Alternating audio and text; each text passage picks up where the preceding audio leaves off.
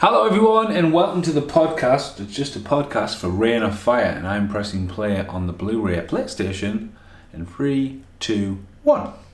So that's if you want to watch along with me, or if you've clicked on this thinking that it's Reign of Fire, I'm sorry, but hey, that's life. Okay, so it's been a long time since I've done a podcast.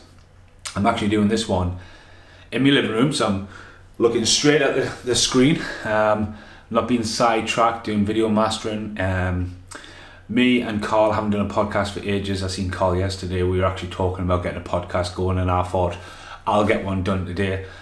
Took your own pictures, which we'll touch on in a minute, no pun intended. Me, Paul and Carl are going to try and do Ghostbusters, and I was prepping that the last couple of weeks. Let's talk about Touchstone for a minute there, because Touchstone was obviously made to be a baby brother to Disney and a way for Disney to disguise their more appeal to make more adult content. Say for example The Rocketeer or Cocktail or Roger Rabbit is a Touchstone where, you know, they would sort of like you put films out that wasn't branded as Disney, so people go, oh, I'm going to go and see a Disney film. So this is one of these. It's probably one of the last ones, you know. Touchstone has now defunct.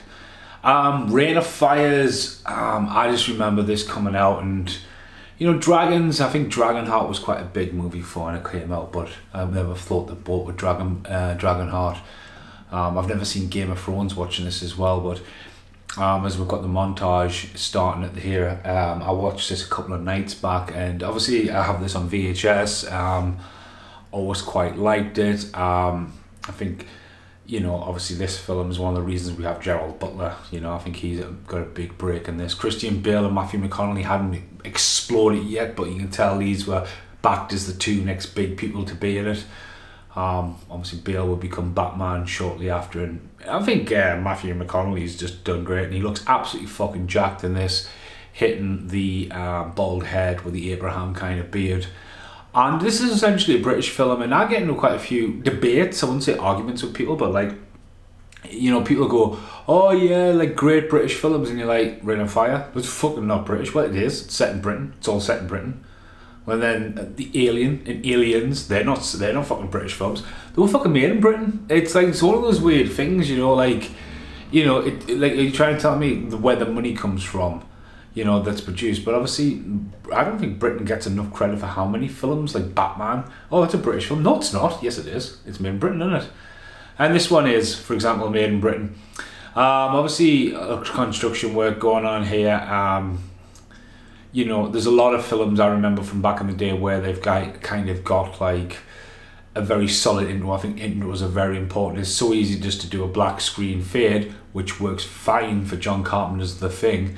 But obviously getting people's credits there, obviously negotiating with people, and you know, now everyone needs the names on it, and font style. But I think like showing a story like this is and how the credits are always will work.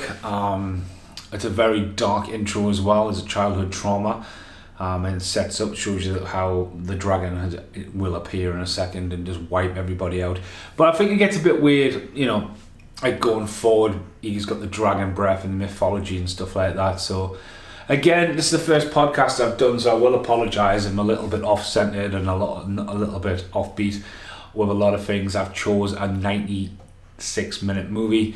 I was going to do Hot Tub Time Machine because, strangely enough, I've seen Hot Tub Time Machine 5 times this year already with different people. I thought that would be quite a fun talk.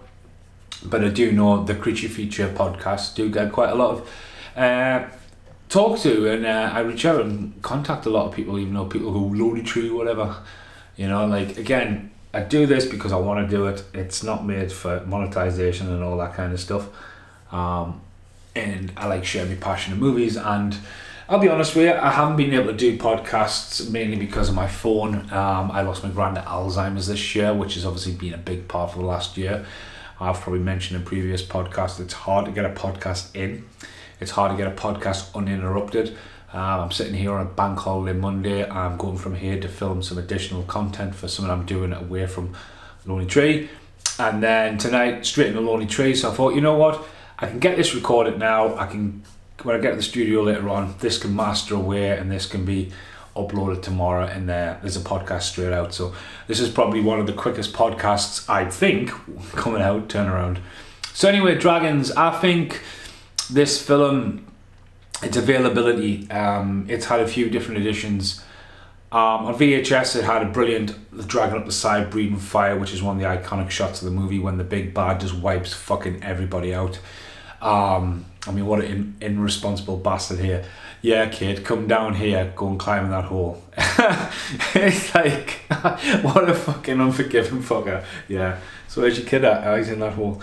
Anyway, we see that the dragons have been laying dormant in here and hibernating away. But going back to the releases, Reign of Fire has been on Blu-ray. Normally now supports Matthew McConaughey and Christian Bale on the artwork as two floating heads, bit of fire underneath.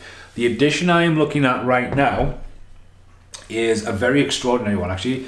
It's Matthew McConaughey, Christian Bale, massive fire, helicopter, dragons, Big Ben, you name it, and it actually falls out with a massive dragon, lovely print on it, big wall of fire, and yeah, it's kind of almost a scene you don't see in the movie.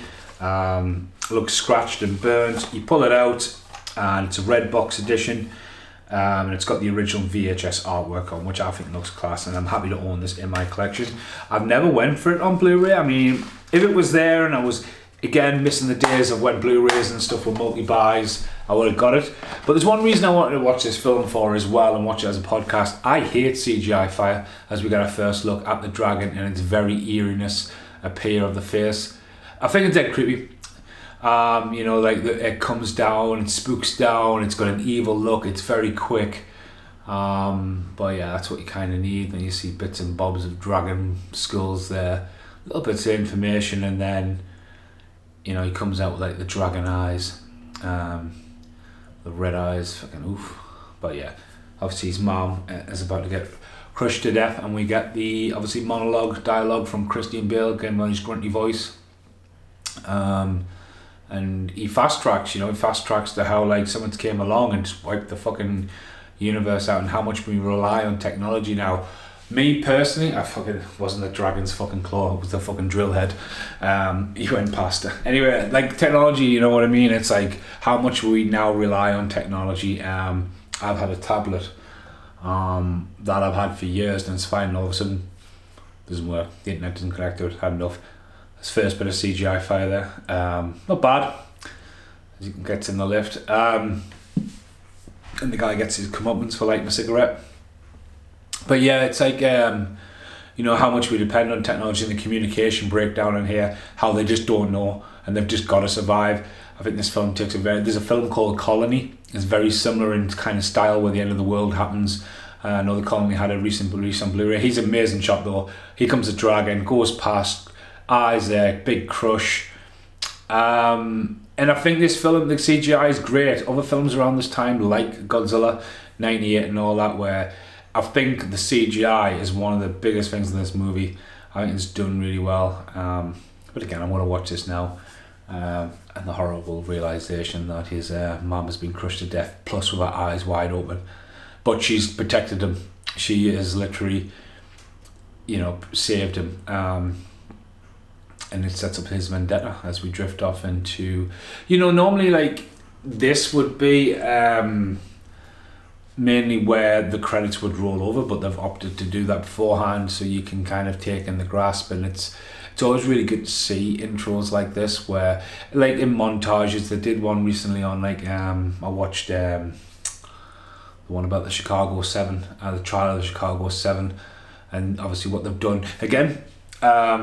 This film doesn't get enough credit when you talk about the new Godzilla franchise and the Kong franchise, where it's showing you little bits of information, not loads of information. It's trying to get a lot across about the mythology and trying to bring you into fast track into like, yeah, dragons are real, get over it. The story's about survival. Yes, there's a dragon or dragons, but this movie's going to be about survival and, you know, conflict, and it's almost like a sort of war movie in its sense as well. But it gives you so much information here. And it's really nice as well. I love the archival footage here. I love the filters they've got on there. I love the handwritten scripture. I always find font really good with a bit of invert, where it kind of like, black becomes white and it can take away the contrast and drop the lunar key, and you can kind of have this font floating over. But the dragons wipe out the place, eat the place. They wiped out the dinosaurs, as he's trying to say, and they're literally living in a castle. And yeah, dragons are real. I don't know why I've never got around to watch Game of Thrones. I know dragons come into that. I love films where there's a creature, and obviously long days have gone for the hope of a Loch Ness Monster movie. But again, it's given there. Christian Bale, phenomenal shape. Obviously around the era of American Psycho. Obviously an amazing child actor who's sort of just evolved and stuff. He was absolutely class and Shaft. I don't think he gets enough credit for how much of a fucking bastard he can play. He just seems to have his head screwed on.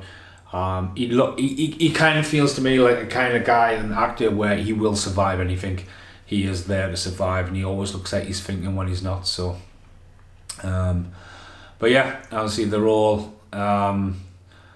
trying to live. And again, a film called The Colony, going back to that. That's Lawrence Fishburne, Bill Paxton, and I think Zach Griffins or something. It's been out on DVD. I bought it in New Zealand. That is a very similar situation where they don't hear from the other outposts, so they make the pilgrimage and they get there and everyone's fucking mental. And a really, really good film. As I said, it's out there in the world, but they literally bring back the horde, and it fucking just turns into an absolute barbaric battle at the end of it. Again, very stale of colour. Feels quite northern. This is actually set up where I live, on the geographical scope. You can drive 5-10 minutes max from my house right now, and you are in land like this. We don't have many structural like castles lying around here up there, but that's what it's like up there. It's just vast emptiness, and obviously very popular for the Northern Lights and shit. Christian Bale confronting there now that, again, it makes you think, food, Uber Eats, Just Eat, click, button, knock, knock, food, and then you complain that, I complain, here comes Gerald Butler, I get fat, I get overweight. I literally just cooked my Sunday dinner I was meant to have yesterday before. But again, you take stuff for granted. These guys are starving. He's got his family. He's like, look, my family's starving. And then it comes into another thing about the kids, and they're telling the stories of the kids, and it's like, it's like it's one of those catch cans, isn't it? We can't have kids because you can't feed them, but we need kids for the next generation to survive the human race. And they don't know, and that's the kind of thing that they're trying to do, where they're trying to kind of survive. They've had no communication. There's a hierarchy there, but there's struggle. And obviously, oh dear, don't go out. The dragon might hear you. So again, setting up here, but they still go out there, don't they? But yeah, I think films around this time as well. Death Watch. I get the vibe of that. This very stale colour. Any films I've done around that time in Britain, especially DVD, it was cool to have this colour. And I think it's cool to have this colour because recently I watched Blade. Obviously if you haven't seen Wolverine, Deadpool, then but I watched Blade and I was in, and Blade looked fucking brilliant.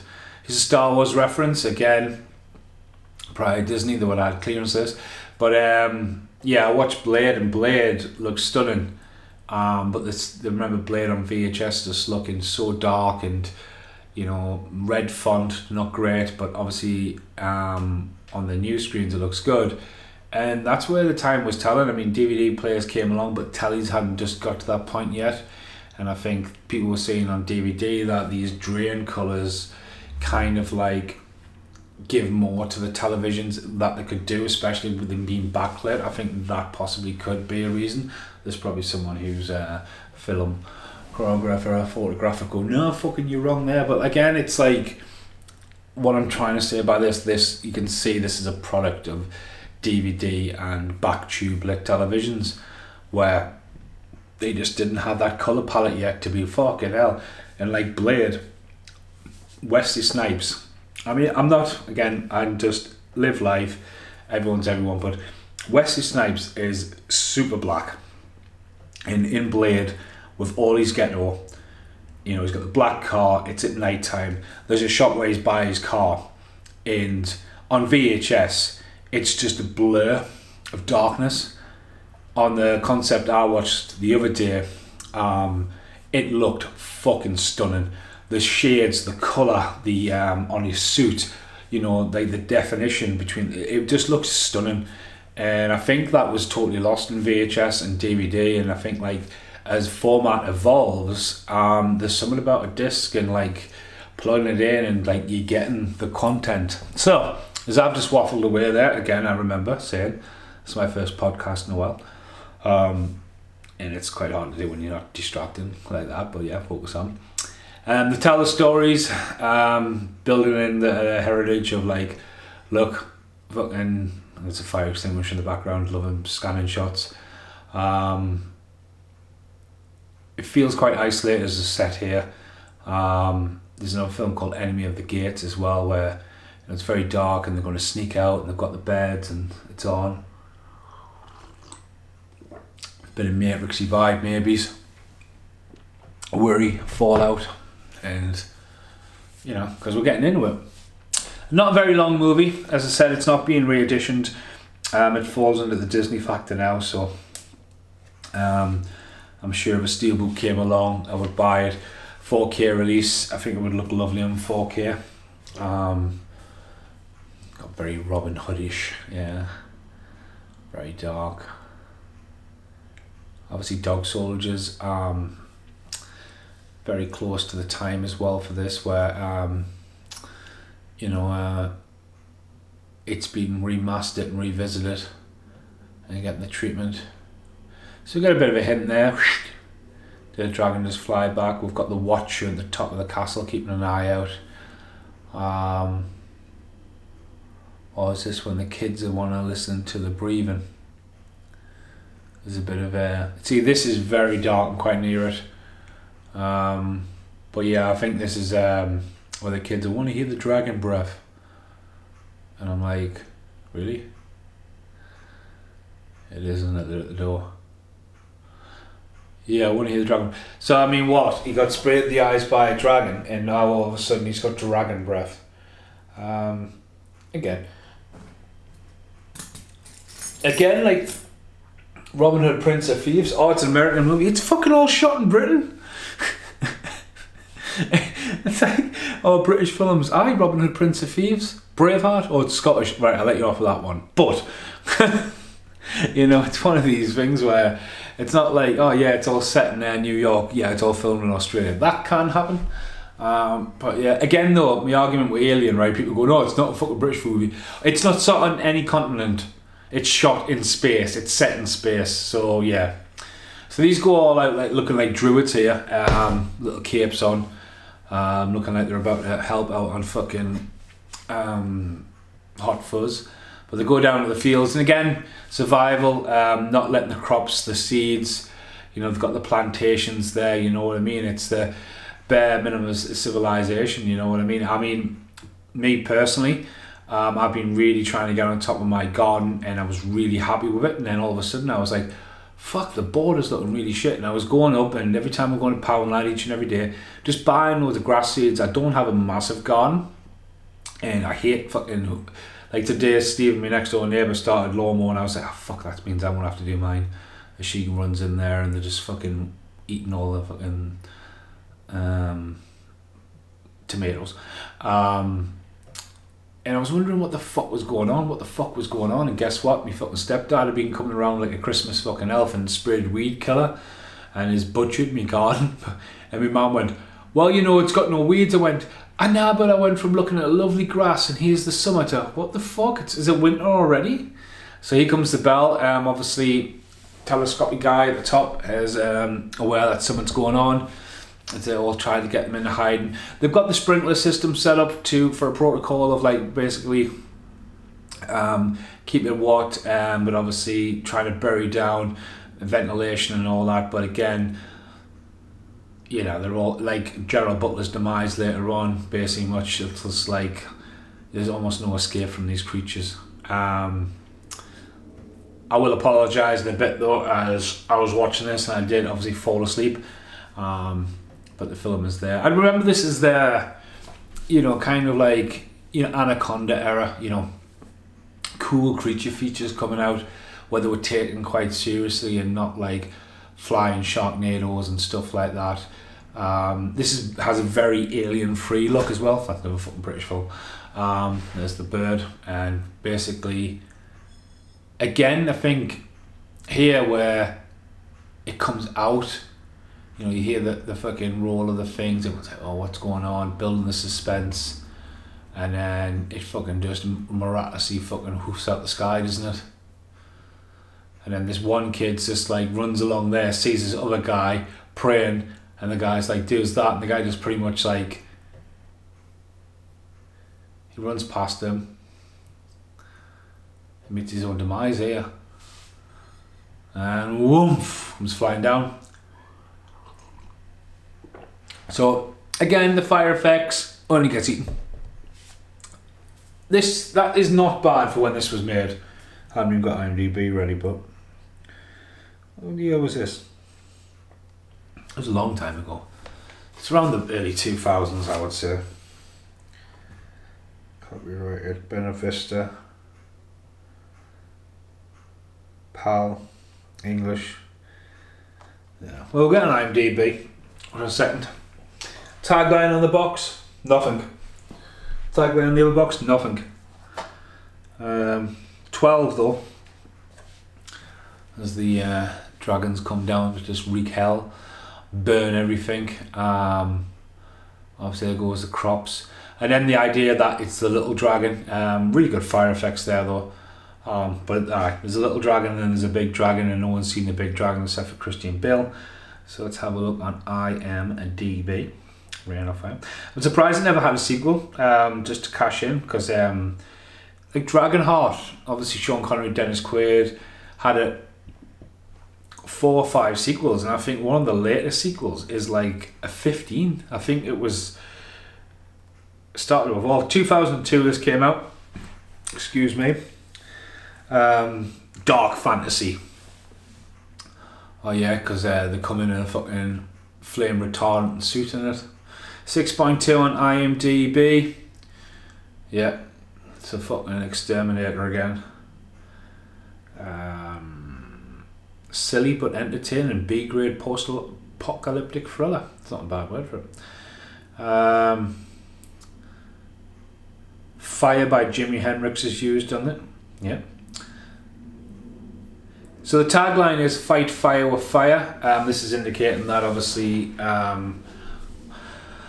on the box, yeah, there's a helicopter here and all that. Again, it's leading to the fact that you would have an army versus dragons, and it is kind of delivers that. So basically, let's have a look at the trivia.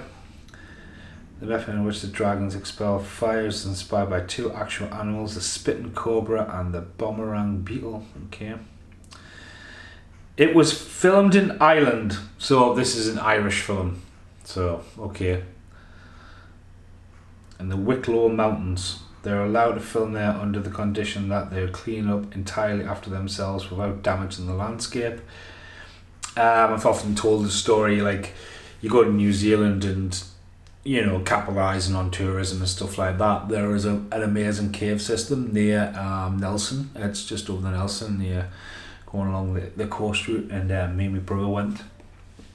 And, you know, like, no filming. And I'm like, really? It's 2020. It was 2020 when we did this. I'm like, really? Take pictures though. I'm like, it's a difference. Pictures, phones.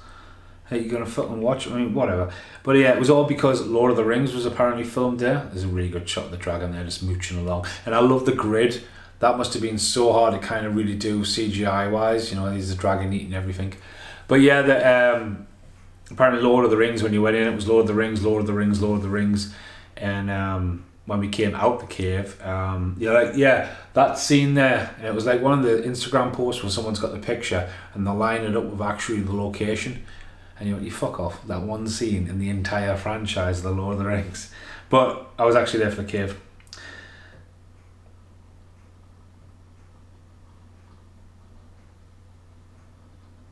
Matthew Connelly said he was losing his hair, that's why he shaved his role.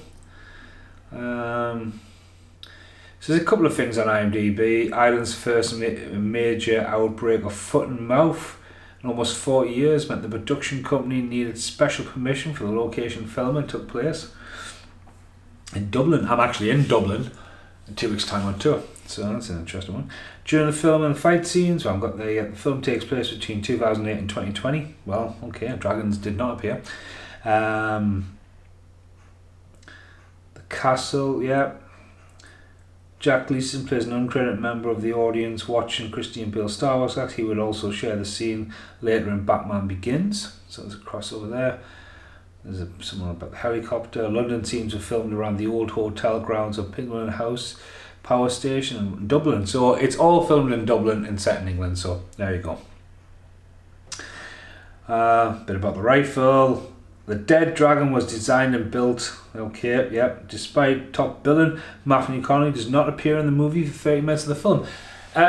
Christian Bale should be the star of this movie, and I think that Matthew Connelly, I think films at the time of Time to Live was obviously Time to Kill. Time to Live's Corey Haim. But Christian Bale is obviously Empire of the Sun. Their credentials are on. I would have went with Bale, but again, comes down to the rights, production teams. Christian Bale and Alexander Skarsgård would later play characters in Batman DC Universe, Bale being Bruce Wayne Batman, and Skid Dig playing Ra's al Ghul in Gotham. Oh yeah, so he does pop up in this. Playing Ra's al Ghul. Okay. Yeah, I think Christian Bale, let's have a look what he was doing prior and before. There's Ra's al Ghul, actually, he's just appeared on the screen. He's quite a good actor, he's been in quite a lot of things. Let's have a look at Reign of Fire. Obviously, Christian Bale's top movies are The Three Batmans and American Hustle. I've never seen American Hustle. Well, let's get down IMDb. The Alien Legacy he was in. Acknowledgement. Oh, he got a thanks. Went way too far down on IMDb. Way too far down. Fucking way down. Pocahontas. So American Psycho, Shaft. I think he was really good in Shaft, like right on the bastard. Captain Coral's Mandolin, that's the Nicolas Cagey one. So then we had Laurel Crayon and then Reign of Fire. Then you had that Equilibrium, which obviously that totally did the rounds when DVD came out. And if you look at the tournament front cover, I'm sure it's stock footage of Equilibrium character, and we've just stuck Ian Somerhalder's head on. Everyone I've always asked about that went, no. And I went, Ian Somerhalder does not look like this in the tournament. Machinist would follow. Christian Bale would propagate his freak on. He's a voice in Howl's Moving Castle, Harsh Times, and then Batman starts. And stuff like Rescue Dawn and The Privilege. He's done some stuff that, I think with Christian Bale, he's got some absolute juggernauts of movies and stuff like that. But he is a working man's actor. He works and works. But I think at the time, like if you look at Rescue Dawn, like you look at that, it just looked cheap. It looked found. It didn't feel like it was the movie between the two Batmans or near the Prestige. You turn up, you do a couple of weeks film, and then that's what happens. I mean, that's what happened with Keanu Reeves. One of these Christian films he did, and they just totally changed the script and edited it around, and it came out years later. But again, if you're an actor and someone's willing to pay you for your time and your commitments, until you get a serious franchise and all that, you've just got to go where they got to go. It's either you work or you don't work. Some stuff's made, some stuff's not made. People get into films, people don't get them. You know what I mean? It's people take risks, and like a lot of people want to get into TV. And everyone wants to have like the kind of money Friends and Charlie Sheen did before he went batshit crazy, and he comes back from Connolly there. Really good performance by him in this. But yeah, again, if you're looking for a script and stuff, and like as an actor, what you want to play, I think Matthew McConaughey attracted to this. Buff up, shave your head. You're a fucking crazy American coming in to fucking fight dragons. You would go, how much you going to pay us and where's it going to be filmed? Sometimes that's how actors work. Some actors, want the... I mean, for example, Matthew McConaughey, does he need to pop up in Tropic Thunder? No, he just pops up there because he wants to do it. Because it's a friends clique, you know what I mean? It's a great community to get into, but again, there's a lot going. It's really dark, this film, even on this big telly. So I'm not sure how long I've been waffling away. Again, this is going to be quite a short one. But yeah, Christian Bale did that. Let's have a look at Christian Bale from Matthew McConaughey, what he was doing around this time.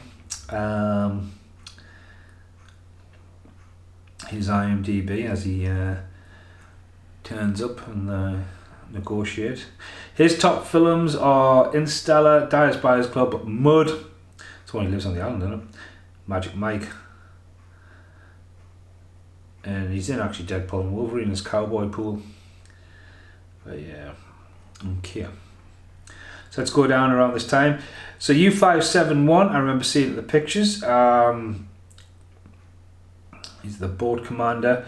So let's have a look. Around the time this was made, A Time to Kill was in 1996, popped up in Larger Than Life. Contact, watched that recently, probably never do a podcast because the film's so long, but I think the conspiracy and I think just the way the film is, it's a really good film, Contact. Amistad, of course, would propel him into the mainstream of Hollywood, obviously helmed by Steven Spielberg.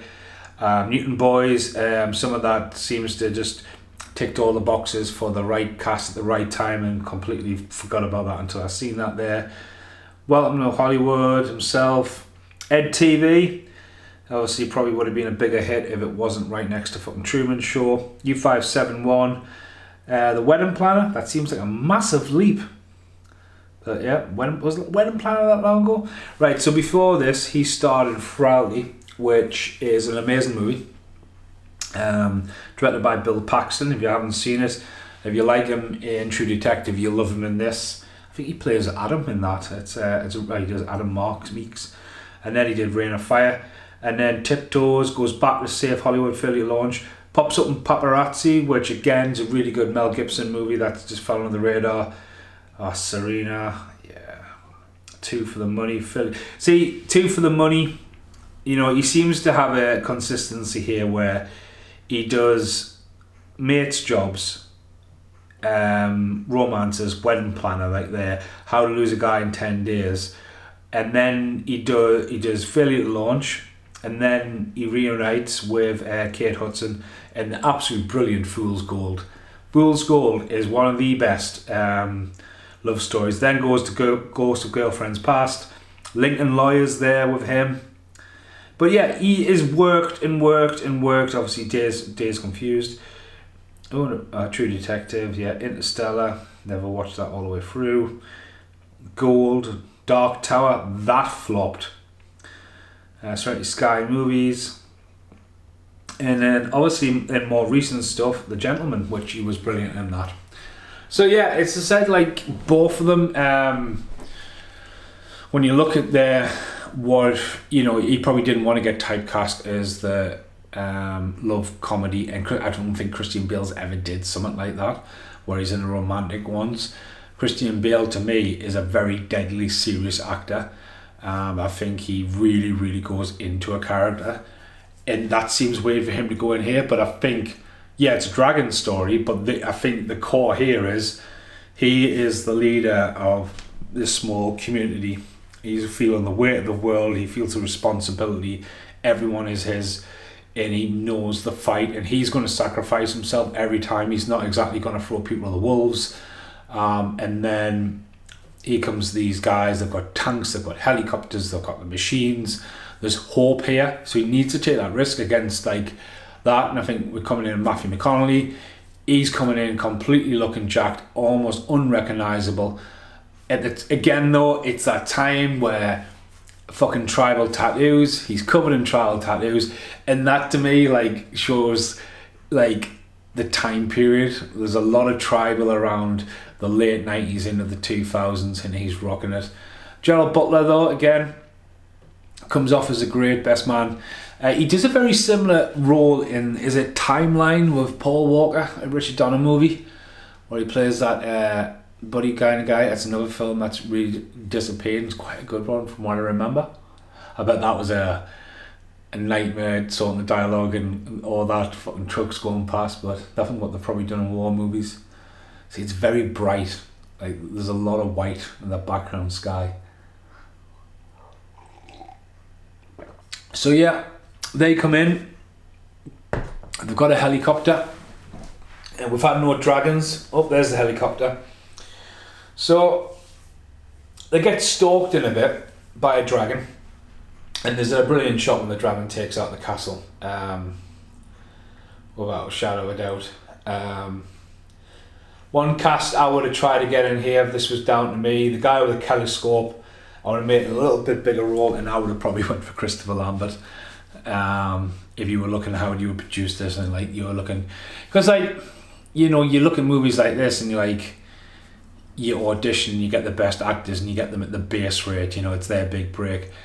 You've got to balance where you spend your money, you know, what your names, whose the movie is, but you always need a great supporting cast. And like, it's good when you look back at movies like this and you see people in the roles who support. I think Death Watch is a film where you look and it's quite an ensemble cast and there's a lot of breakout stars. So like here, taking a risk on Gerald Butler, you're watching it back, well, fucking hell, Gerald Butler's in this. And that's what I'm saying with that kind of era. But then you've got, you know, you try to fill it with as much as name credit, but Matthew McConaughey and Christian Bale, they are the two pushing. And like, to go off American Psycho and A Time to Kill and Amistad, you know, very serious actors, you know. So again, they're in it because of the story. But again, it is dragons and it is early 2000s, you know. And this is pre-Game of Thrones. This is, you know, it's like the kind of stuff. So obviously it's the guys who jump out the airplane. Again, did they borrow that from Godzilla? Possibly. Halo jump, isn't it? But yeah, Gerald Butler would go on to be in quite a lot of rom-coms. P.S. I Love You, The Bounty Hunter, and then he would have his action stuff. So he's done really well for himself. Being a quite... he's never stopped. I think the first film he was actually in was either the first or the second, it might be the second, Dracula movie, 2000. And he plays Dracula. He pops up in that. And I believe he's in Phantom of the Opera. But again, you've got to get in there. It's definitely got the same look as Death Watch. Obviously it is around the same time. Just the dirtiness, the colour palette across everything. The murkiness of the sky. When you're watching films like this as well, though, you're like, it's everything now when you watch a movie, especially when you go to the pictures. And I seen Borderlands a few weeks ago, and I knew nothing about it, and all I heard is it was shit. And I went in, I didn't know anything about the game, and you know, I watched it for what it was, and then as me, you just start watching and going, there's so many like arty-farty angles, camera angles here, camera angles there, blue screen. Like, when you're watching an older film, you appreciate, and the more you go back, the more you appreciate, you know, filming, getting it right, the craftsmanship of getting it right. And yeah, like, CGI can help enhance it or, you know, set the mood, but sometimes a lens in life is all you fucking need. You know what I mean? And it's like, capturing life is an art form, you know, but it's also complete and utter fluke. You can be the best fucking filmer in the world, and God's going to strike you down with fucking rain, thunder and lightning, fucking wind, technical errors, glitches, everything, you know. And that's why I was looking there. It's just like, would you make that sky now? People would just paintbrush the sky and change the sky, change the colour, you know. Someone might come along and just take all the dragons out of this movie in 10 years time because they find dragons offensive, and then we've just got a survival story and everyone's scared of the sky. But yeah, I was watching Devil Girl from Mars last night. It's a very short movie. It comes up with all the warnings about how this film was filmed when it was, and please don't be offended by its culture. And you think, really? You know, that's a new release of a movie, black and white, and you know, a guy walking around in a box. But don't worry about the guy walking around in the box, how he looks absolutely ridiculous, because that's how it was made and how it was done, and that's the believability of the thing when it was made. Worry about what they're saying, but that was the fucking 50s, easy. Here comes another dragon, again, that CGI is fucking flawless, because it's from afar, there's not much detail, but the colour palette, the detail, dragon. And obviously, they're going to fight with the primitive weapons, these guys live for it. These are the dragon hunters. Again, borrows a little bit from Anaconda, where, you know, all of a sudden you've got John Voight in, who's capable of taking on a fucking the snake, and these guys are armed with helicopters. But again, you can start going, what about fuel? Who's got the fuel? Where do you get the fuel from? You know, how long does the fuel last? Because if you were analysing that, you would say, yeah, we've got a fuel truck. Is one of them a fuel truck? Can't see. But yeah, setting up the primitive things, an interesting concept. CGI mapping the computers, and you think, fucking hell. Well, yeah, there we go. Vroom. So we get this bit, and then we all have to relocate, and that's pretty much it. It is a very, very short movie. There's Ra's al Ghul. He's going to listen, because one of them creeps up on them, doesn't he? Smart little buggers. But yeah, it's no Pete's Dragon, I will say that, and that's the original Pete's Dragon. Because I remember that as a kid, mythologies of dragons. Especially in Britain, like I love, like, if you think about dragons, it's not like you go to the British Museum and go, that's a dragon. It's flies, it's a dragon. Because, like, was it dragons? Was it dinosaurs?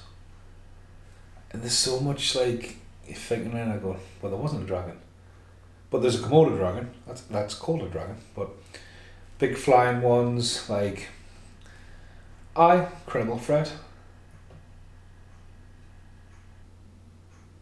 But obviously Jurassic Park had died off by this point. And here it comes.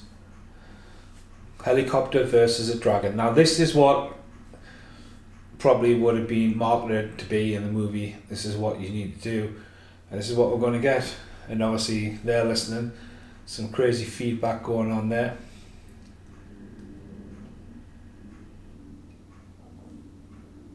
Christian Bale with his little beard on there. What's he going to do with that rifle from that far away? Flew straight past. Renegade to the bikers getting the things down. Apologise. Oh, binocular effect. A little bit fading in on the edges, but binocular effect. Listening in. I'm sure one of them creeps up. Love the sweat on there. Oh, ring up phone. Say primitive technology and stuff like that, man. It's just plug it in, do that. Like, I think we still had Snake on our phones, if at least anyone had one of our phones. It's fucking crazy technology, man. Good old fashioned horse. You create up the diagonal thing. Rain, rain, rain on me. So yeah, he's been wiped out, knows where he is.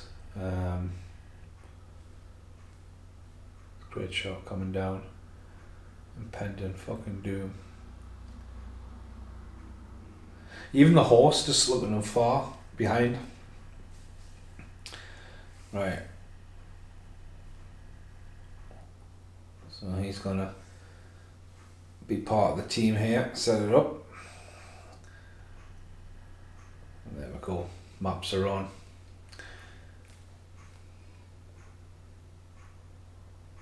Yeah, boom. So here they go, jumping out. Again, Godzilla. CGI, what was the fucking Dragon Wars? That was what the fuck, when that came out. Get eaten there, don't they? When I look at IMDb, movies about dragons. What is it fucking coming on here? Who's the cautious kiss? Someone coming on the Corey Feldman video again, man. Piss off. Doesn't it just go dee. It's like floor. It's a bit grim. But again, like the Halo jump in Godzilla. What's he got there? A net. Oh, yeah, there's some redness. Oh, they actually catch one. I'm trying to look for dragon movies. Dragon movies. I'm sure he just goes into the floor. Or does he get netted? Base jumping.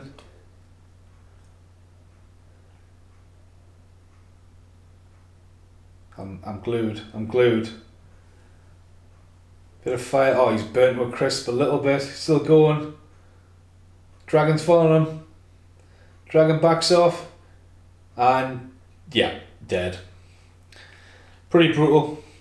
So the top movies about dragons are Dungeons and Dragons. I gave up watching that halfway through. Damsel, I've not seen it. Then Reign of Fire. Then we've got I Am Dragon. Monster Hunter, I remember watching and interesting, but can't really remember much. Dragonheart, Godzilla, Pete's Dragon, Eragon, never seen it. Obviously, Hobbit, but I've never seen that. How to Train Your Dragon, Dr. Doolittle's got a dragon in it, apparently. Dragonheart Vengeance is the one I was on about, was Dead Thing. Maleficent's got a dragon. Obviously, the dragon in Sword and Stone is pretty scary. Not Red Dragon, fucking hell. Dragon movies, Red Dragon apparently.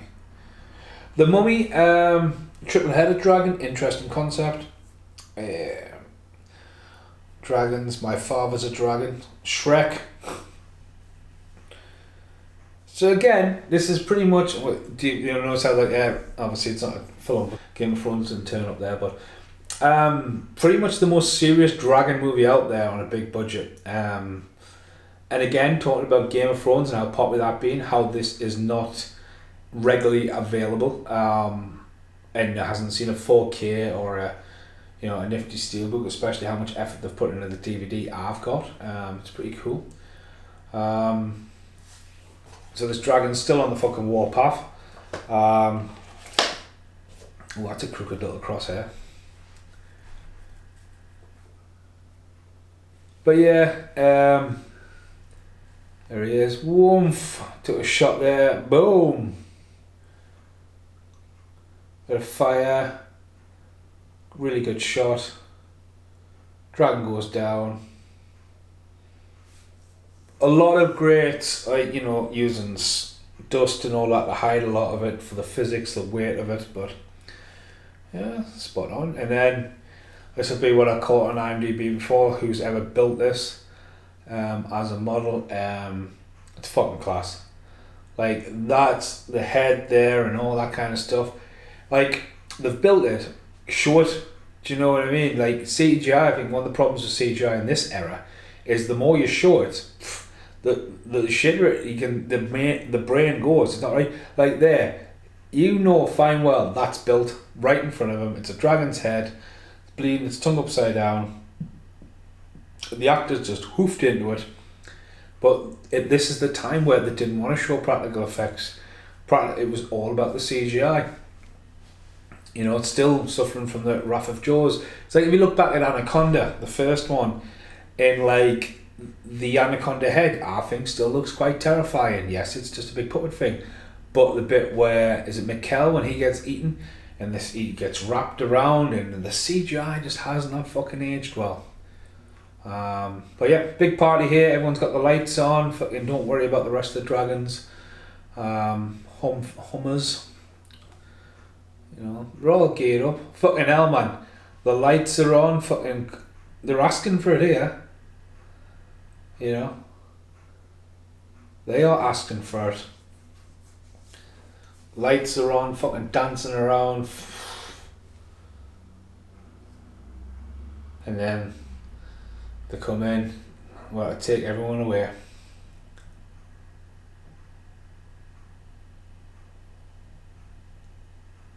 But yeah, probably no time. I mean, probably need a little bit of hope and celebration if you were looking at the. There's that tribal tattoo.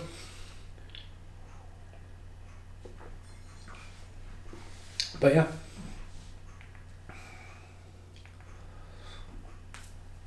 Oh, I'd say we're over halfway through. Pretty much, I think what happens here, from what I remember, is he gathers the groups. Is he had a fucking shave?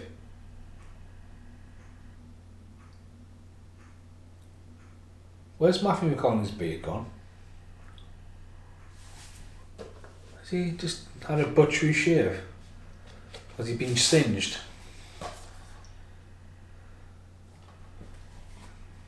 His fucking beard's gone, like. Let's say, keep an eye on the Matthew McConaughey's beard, because that was some beastly beard when he was sweating with the red when he was trying to get there. He's had a fucking shave.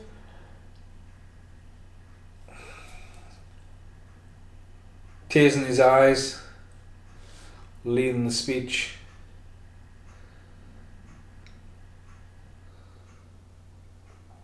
Yeah, shaved his beard off.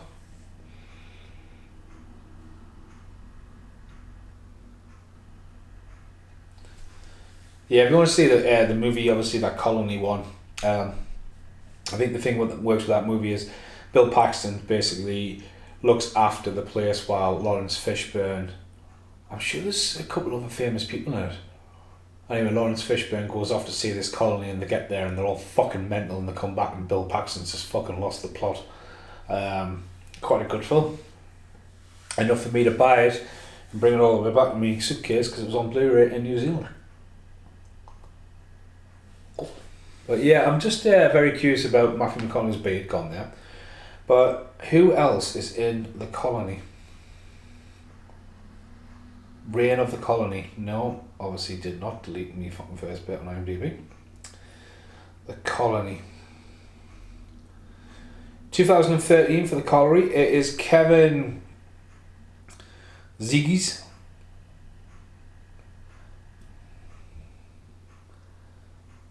And pretty much no one else of any sort. But Kevin Zegers is famous for Dawn of the Dead. He's in Dawn of the Dead.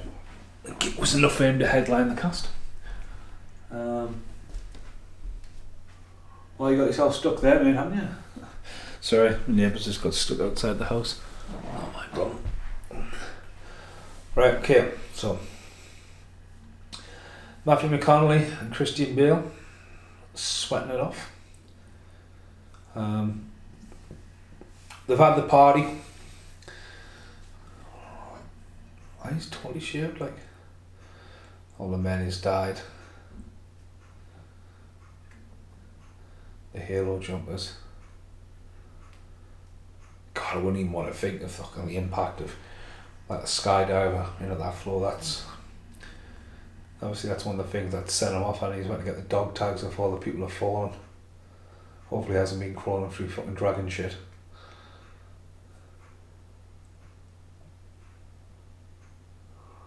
She's been in quite a lot as well, the actress. Very pretty. See what she was in.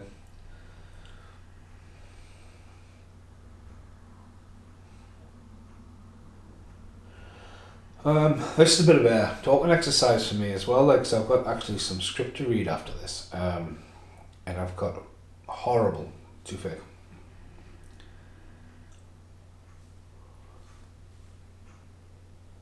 Crunches. Isabella Scorby Coke. I don't know. Goldeneye. Oh fucking hell, she's Natasha in Goldeneye. Well, there you go. Almost unrecognisable, but yeah, she plays Natasha in Goldeneye, and she's in Vertical Limit. The Exorcist Begin. That's from 2004. So they're pretty much looking like her biggest films. But it's really cool that she's in Goldeneye. But almost that's it. Yeah, she hasn't. She's still alive, 1970. So yeah, she's Natasha in Goldeneye. And you recognised her.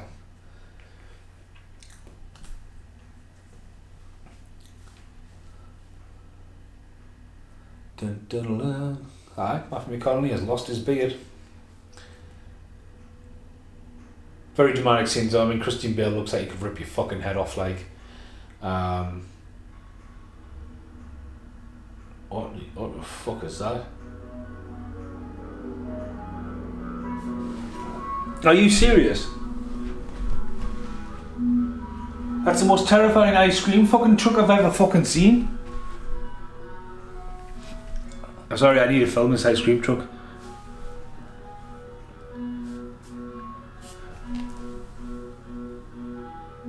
That something out of Killer Clowns from Outer Space.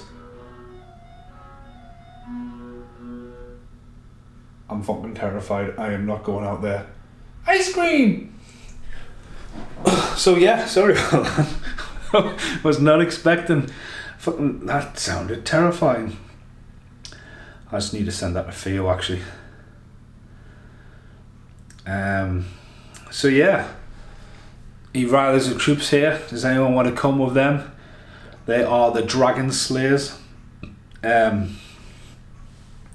Very drained of colour, very crisp and blue. Gerald Butler looks like he's going to take a stand. Obviously him coming will help with take your kids. Obviously Christian Bale, who, you know, probably victim to the cutting room floor. The kid who idolises and looks up, and Christian Bale has, you know, looking at he will be the one to look after the gang if anything happens. You know, like the next coming leader is opted to go, then he not to go. And it feels quite fast paced in a story where you would think the kid's going to go and then the kid's going to die, but then the kid's just, oh, I'll help you pick fruit, I didn't go. Great shot there of the punch and the blood just flicking past the screen. Obviously establishing these two just need to fight it out. And I think McConaughey gets the better of him. Like McConaughey just looks like a fucking wrecking ball in this. I think both of them phenomenal. Like look at that man, just grueling going through, and he's fully tribal across his chest, and that was like Tyson Tonka, that wrestler, like that era where you just get your body in super shapes and like loads of oh my god, looks like Ice Cream Man again.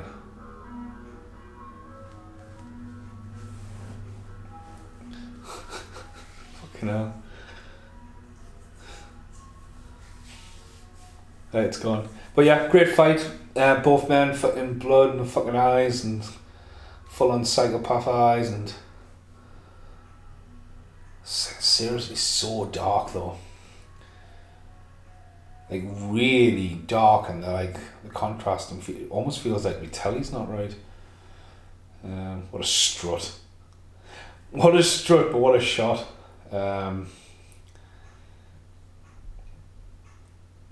So again, not having Carl, I was speaking to Carl and I'm like, oh yeah, we need to do this. And I said Rain of Fire. I haven't seen Rain of Fire for ages, but again, getting one out there. I said to Carl, if we can at least get one done a month, as I said, it's a lot to do. And another thing as well, I'm actually recording this on my older camera.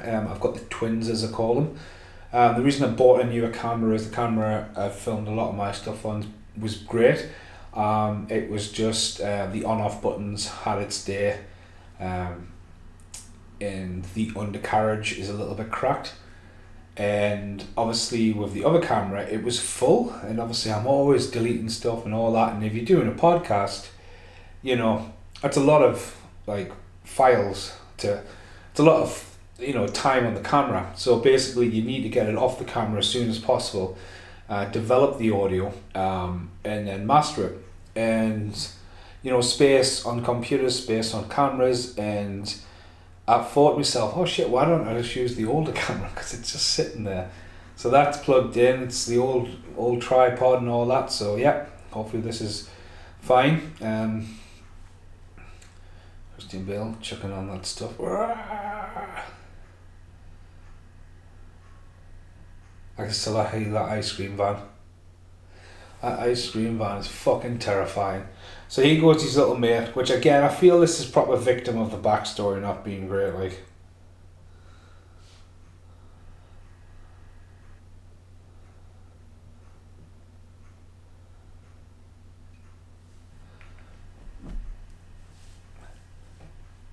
Again, I think this has got a lot of weight, this here, but it also feels like victim of the cutting room floor, where he's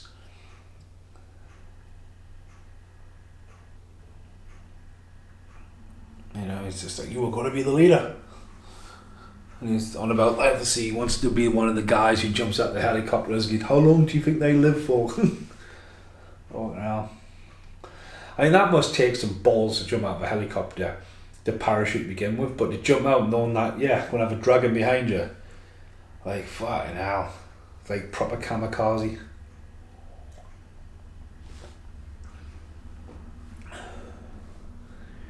Great looking steps then. They just don't make houses like that anymore. A bus is here now. Again, drained of colour. Helicopter goes by, and guess what? That looks like it's a real helicopter, no CGI there. Gives the nod of approval, and off they all go. So at this point, two things are about to happen. Because they're not united, they're about to fall. The Americans get wiped out on the road, which is obviously one of the front cover. It's almost like the front cover. Oh, fucking hell, it's Carl. What does Carl want? Might be obvious at this point, but the answer is no. Just finished. Hi Carl, I'm on a podcast on my own, watching Rain of Fire, so I didn't know if you're at work or not, so yeah. About 3/4 away through Rain of Fire. I don't know if you want to add anything to it, but yeah. I don't know how many bombs you give that, but yeah. Just Christian Bale is picking up dead fruit, and everyone's about to get fucking annihilated. So yeah, Carl's alive. This, thinking back at the podcasts, I remember ringing Sluggy when we did the Goonies. That was hilarious. And then Jack podcasts. I've probably talked about this before, but I've been lucky enough to have quite a few guests on the podcast over the years. When it comes to doing stuff like this, but again, just the timing, getting people together, it's a lot. It's a lot to do on a weekly basis. I really like the shot I've got going here. I'm just looking up the telly, and the backdrop behind us, I'm sitting in the living room. I'm sitting on my couch for the last time, because my new couch comes tomorrow, and you'll never see the footage because I ain't only got my boxer shorts on and my pink socks. That is just legendary right there. But yeah, anyway, he's just not gone. And like, yeah, didn't go on. It just feels like, am I really meant to care about this? So anyway, here we go, creeping in the dark. Good shot of the moon coming. Almost impossible to do that.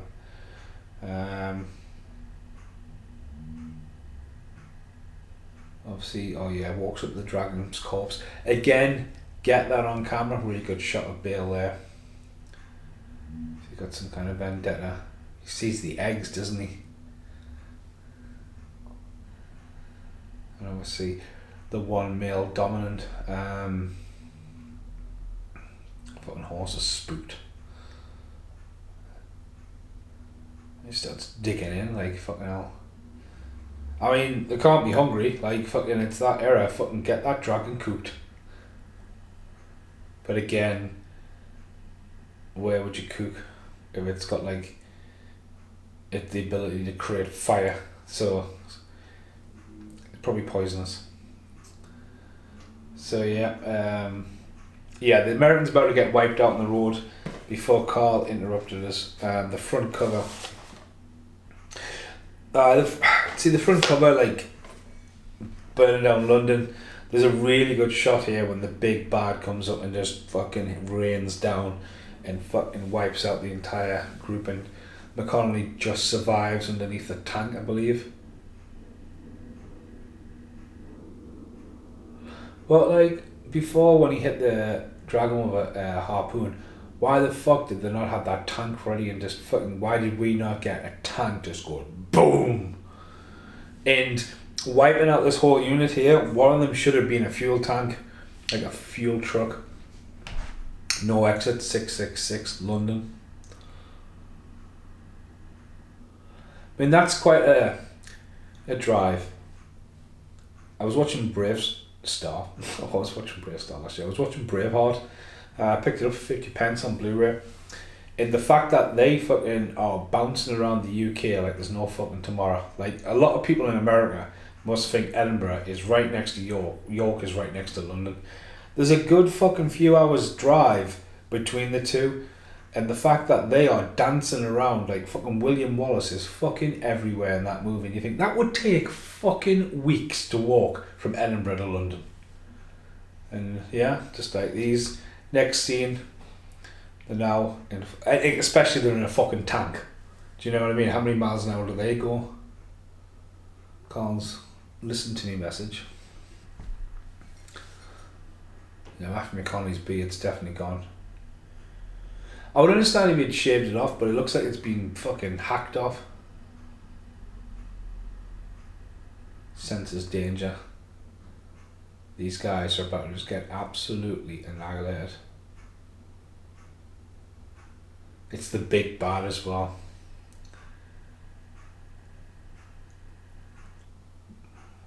Fucking fucks with the heads. That was Matthew McConaughey's worst reaction shot. He looked like he was about to fucking laugh. It's over your head. React, Matthew.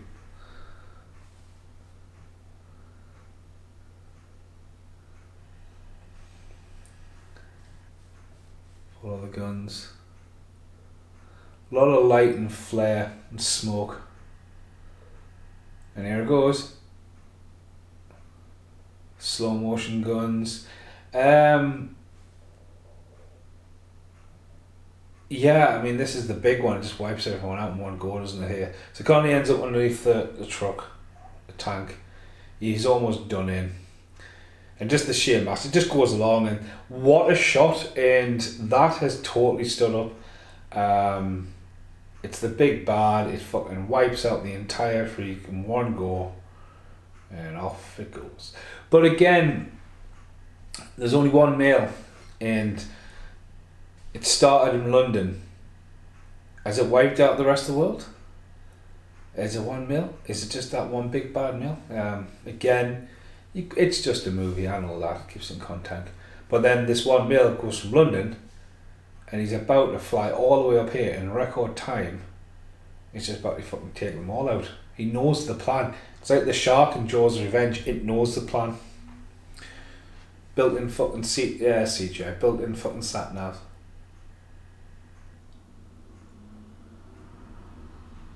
See the helicopter's about to land. McConaughey's pissed. Christian Bale's about to suffer the same wrath as Gerald Butler is about to meet his demise, and we end up having a fight with Dragon, and that's it really. This film is nearly done already.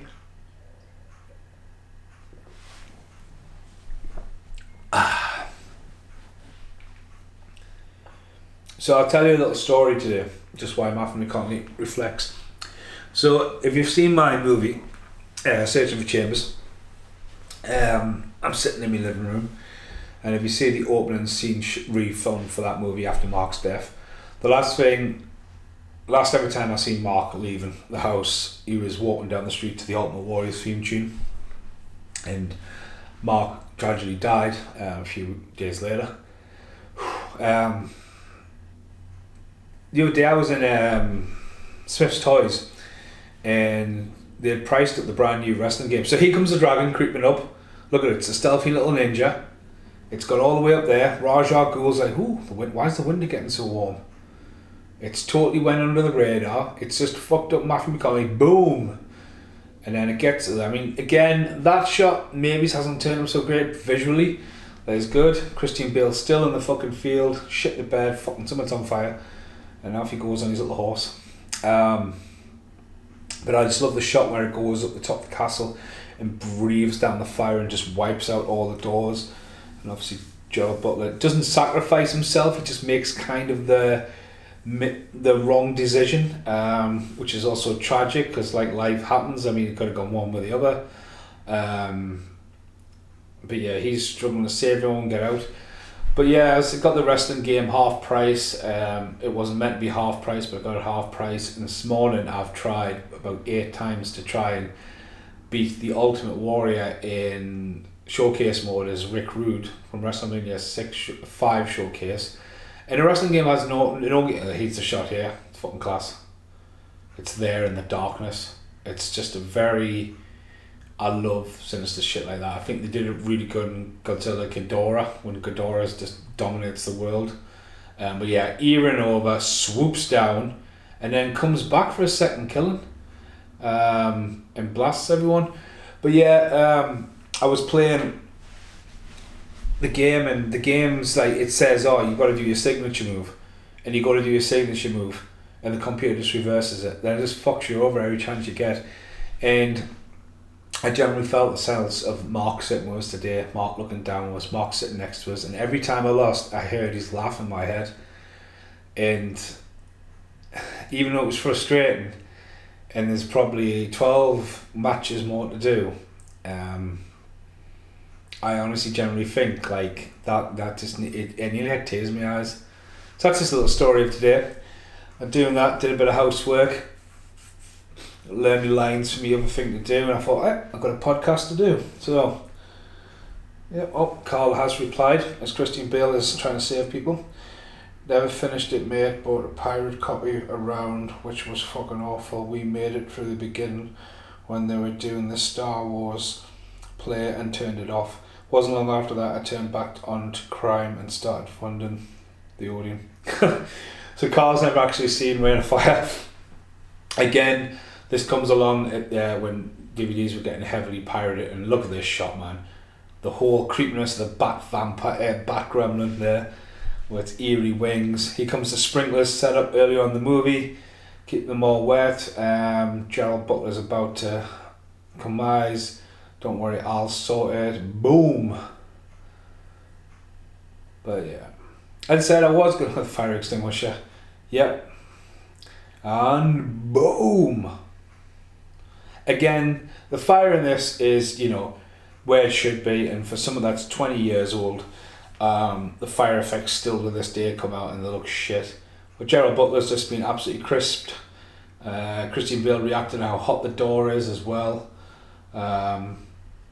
And obviously, like, the dramatic side here of, like, fucking hell, you've just seen your friend burnt to death, and you've obviously got all the kids witnessing that. And that's where this film goes from being an action to, like, kind of survival kind of thing. Like, fuck. Look at the brutality of it. Like, but again, the fact that the dragons are meant to have wiped out the world. Again, it is just a movie. But yeah, this guy, this poor guy from the start of the movie, from having his mum crushed, is just literally tormented by this fucking dragon. In reality, this is what it's going. And then obviously they do the prayer. But yeah, there's no commentary on the disc. And as I said, I was going to do Hot Tub Time Machine, but I might do that quite soon actually. I just thought Hot Tub Time Machine's quite a funny one, but again, creature features, I like creature features. Reign of Fire has just been in the loft. It doesn't really have a prime spot in my film archive. It's, as Carl just said there, it is what it is. I'm looking at this now saying, I think the CGI has stood up really well. And you know, we've got Christine Bale here showing a massive range. And this is one of the films that would have been saying, have you seen him in Rain of Fire? Because of how much weight he can carry, and how much of an angry bastard he can be for Batman, you know, and the Batman they were trying to presume. Matthew McConaughey obviously hasn't done many action movies. He is kind of like a very serious drama actor in roles like Amistad and A Time to Kill. But obviously the romantic guy, and there he is, he's back now. I could have swore he had a beard all the way through this movie. But yeah. So now there's just a handful left. The army's gone, the house is gone. The last thing they've got to do is kill the fucking big one, and it lives in London, which it always does. Which makes sense at the start of this movie. But yeah, they get to the movie, don't they, and it stalks them a little bit and sneaks them around.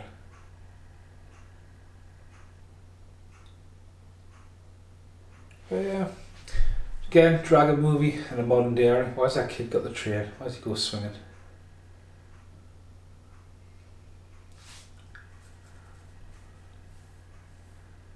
Loads and bullets up.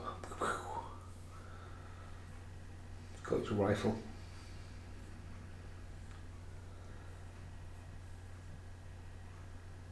It's super undercover.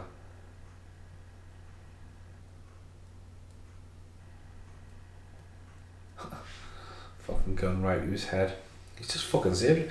See, his beard's sort of back. She looks completely different with blonde hair from Goldeneye. Really does.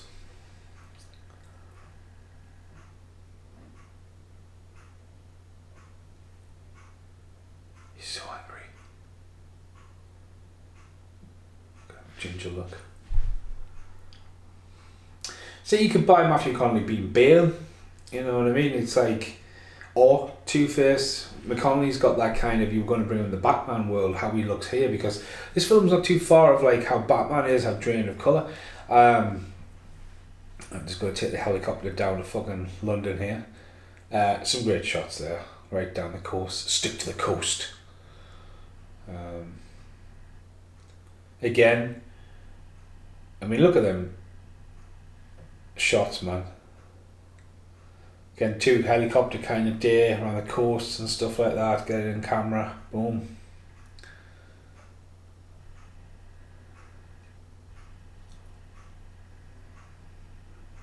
Oh, that's a nice little landing pad they found, isn't it? So we're in the final act of this movie as they've just arrived in London.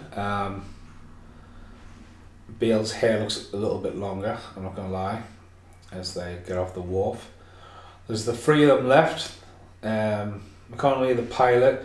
Colley's now got a fucking axe he's appeared with, which ironically is the craziest, pretty much craziest suicide in the movie when it comes to like he decides to run off and fight to the death. Like it's his time.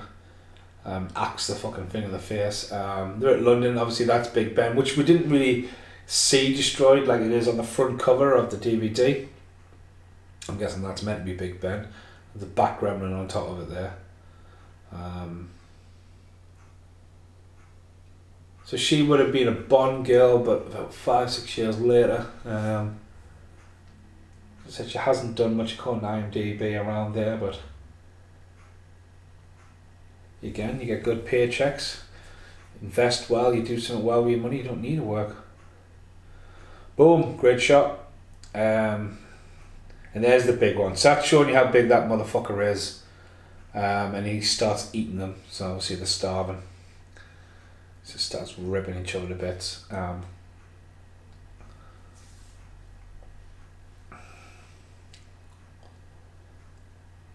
think life for this, it's touched on, so it shouldn't really be on Disney Plus.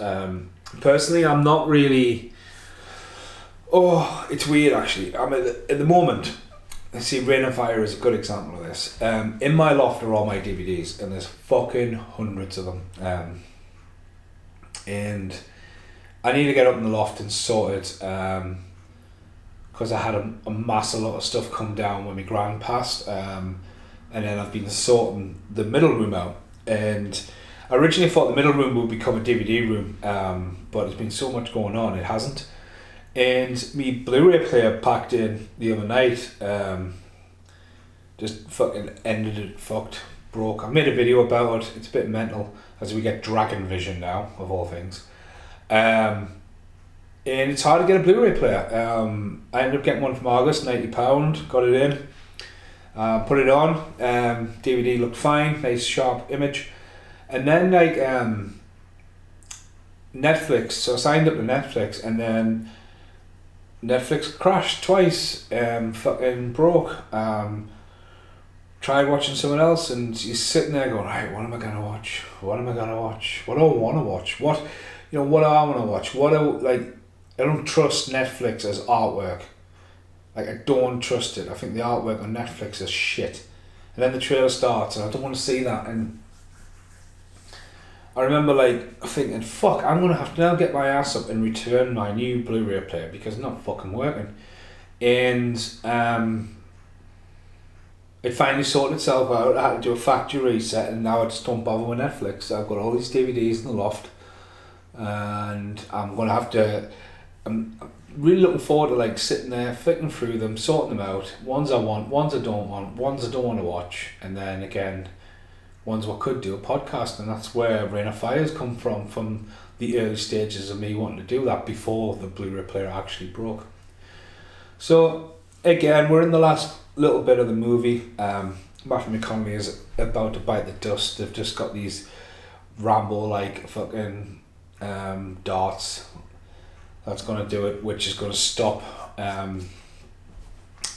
going to kill the big bad, and now they can't reproduce, but I don't know what that deals for the rest of the world, of all the other dragons out there, but they're going to start to be able to rebuild possibly. But yeah, he goes up there and decides to fly off to his fucking doom. And that's the cage from the original, obviously, where his mum died. He's having fucking Vietnam flashbacks to that.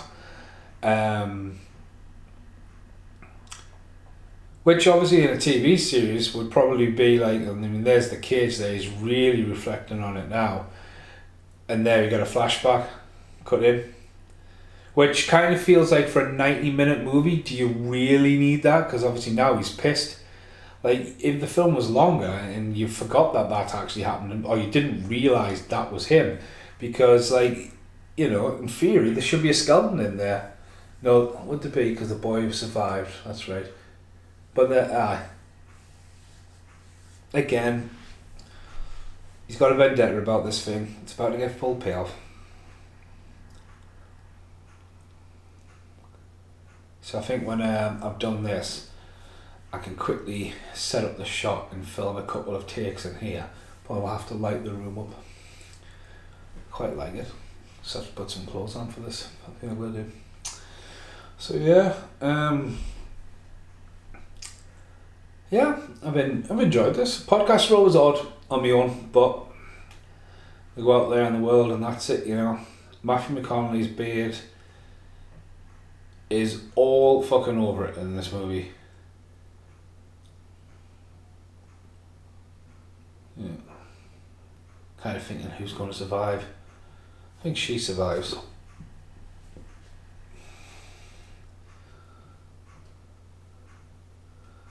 So the three of them are going to take on this big ass fucking dragon climbing up a subway thing.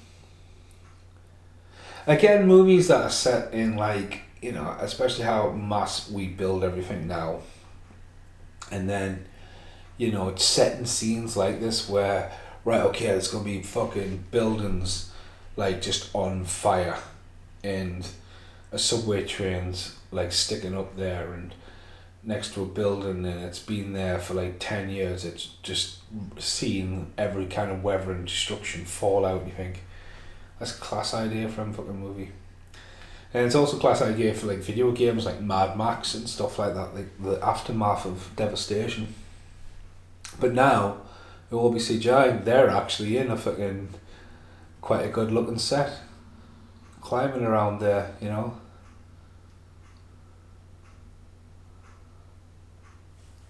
And I think what they've done with the dragons as well, they've picked the shots and made sure it's the best they could get for when they could do it, and they haven't really overdone it now. There's a fucking dragon in every scene because we want dragons. I think when they've, for a movie this old, for the shots they've got, they've made sure that they've delivered, you know.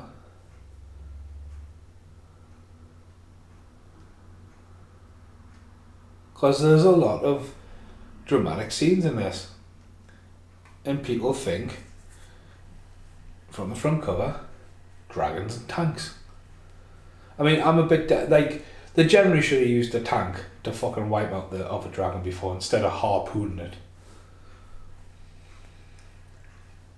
You know what I mean? It's not fucking Waterworld when she harpoons the fucking Jack Black in the fucking aeroplane and causes a fucking chain reaction. So here we go. Some nice fucking grounded moving cars. And a big ass fucking dragon. It almost feels like they're in an arena though. Like, even though I don't know the dynamic of it, it feels like they're just in a square that they now can't get out of. Because mentally, when I was thinking back, like, that's how I remember it.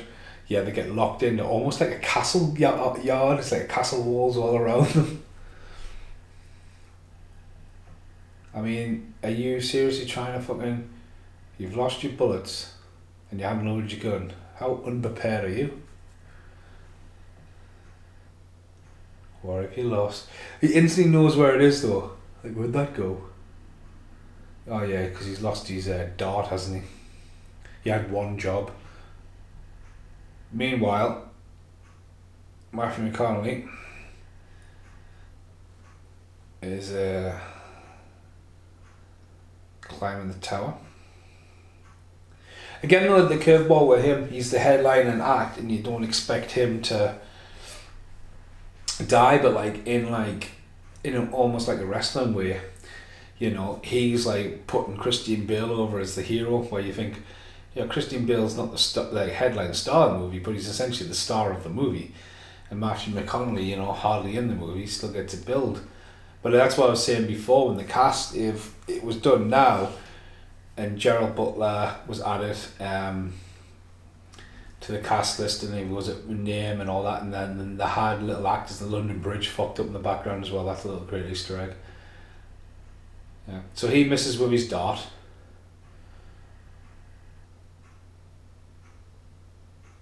Big explosion. And then he's about to just go, right, fuck this, off I go. And he goes, look at this. And he goes flying off. I mean, obviously, loads of trailer. I mean, look at the hype. But this obviously is seen in lots, a little bit out of focus. I was dead. You see his little legs kicking away there slightly, and then the axe. And she's just like, oh, look, that looks pretty. Better fucking move. So yeah, McConaughey's dead. Christian Bale's still hiding behind a fucking wall. Obviously, McConaughey has done a bit of damage to it though. Obviously the smoke and that's going on there. To me personally, would have made sense if he'd went in there with the axe and like did a little bit of a damage. But Christian Bale's still hiding behind the wall. She's again got herself out of the predicament.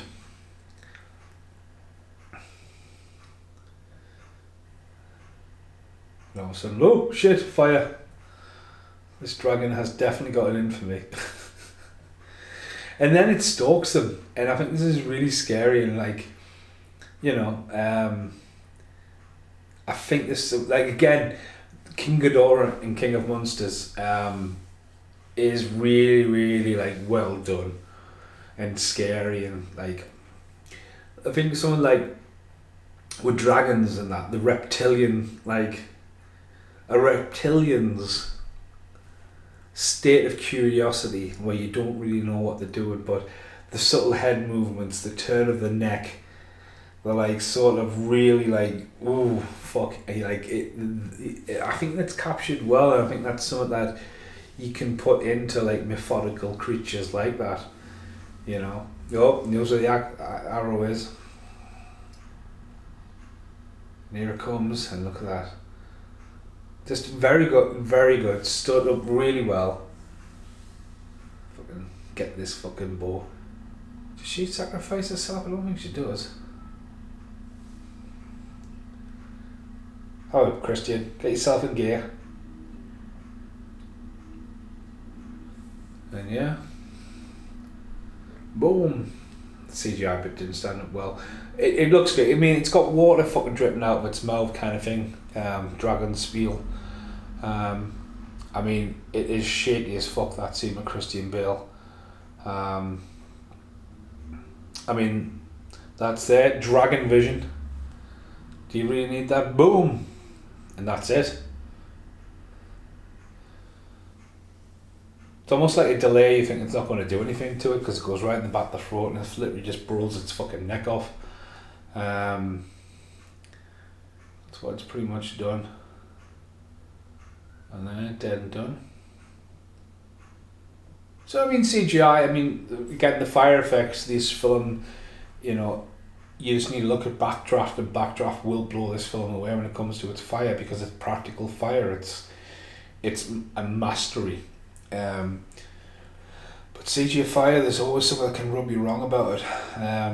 But yeah, she comes over, right? I need a new boyfriend. Have you got a girlfriend? Kind of thing going here. And that's it. As I said, it's kind of got lost in modern physical media. It has been on Blu-ray.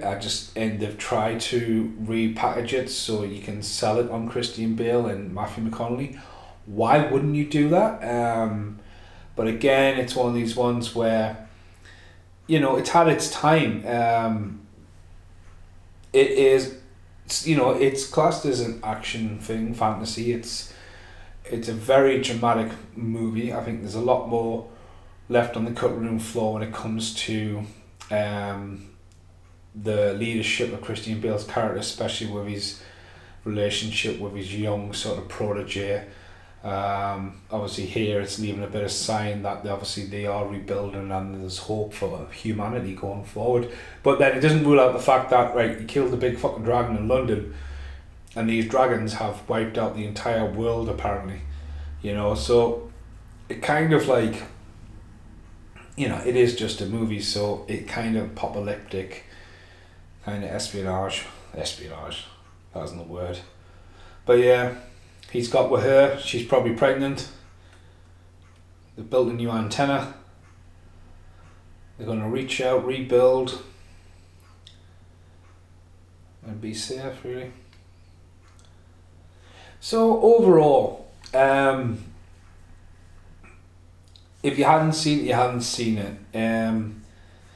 Recommending to it someone, yeah, it's got really good dragons. And then it's got a very slow paced story that seems to be missing stuff. Yes, there are a couple happy ending, you know what I mean? And he's kept the axe. So even though McConaughey died crazy enough, they've kept the axe. And he was a part of moving forward. He's forgiven and they walk off. So me and Carl normally rate it out of 5. It's like a 2. It's like a 2. The CGI has held up really well. And Bale and McConaughey did a great job. Very dark, very drained of colour. They've made the effort. Paddy is played by Paddy Foy. They've made the effort for all the dragon scenes. I think they've been very well storyboarded and some incredible artists in there. The artwork has changed quite a few times, but it's not talked about, it's not really wrapped about. I'm going to put this out there and it'll be interesting to see how many people go, ooh, you know, like like Rain of Fire. It's on YouTube, you know, because people might go, I want to watch that, but I love a good creature feature film, and I think this is a well-made creature feature film. I just think it's more of a drama, and I think like Godzilla, some of the keys Godzilla takes from that, especially the intro, how they did that. Yeah. But how many snoring Christian Bales out of 5? It will be 2. As I said, it's done and dusted there. It's really quick. It's had a lot taken out of it. You can tell for pacing, and it just again, I would seriously give this a 3-star if I saw a tank take out that dragon. I think that's what the poster looks like. It's going to go fighting fire with fire. Where's the fire? You know about the guns? Yeah, let the tank take out the fucking second one. But yeah, I've been Stephen Monkey Mason. Thank you very much for listening to this commentary, and I'll be back at some point with Carl, and I will get Hot Tub Time Machine done as well. But yeah, thanks for listening. Goodbye for now.